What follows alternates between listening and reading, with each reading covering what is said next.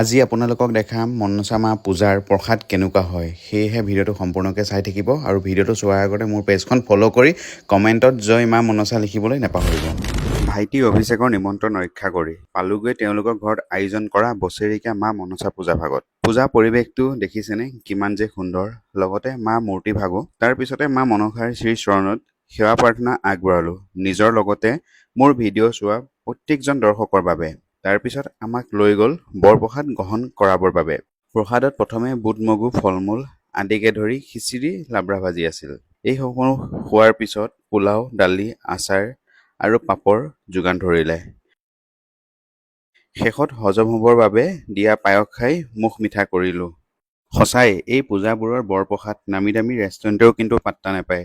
আপোনালোকৰ বাৰু পূজাৰ প্ৰসাদ প্ৰিয় হয় নে নহয় জনাবলৈ নাপাহৰিব, লগতে মোৰ পেজখন ফ'ল' কৰি দিব এনেকুৱা ধৰণৰ ভিডিঅ' চাই থাকিবৰ বাবে। ধন্যবাদ।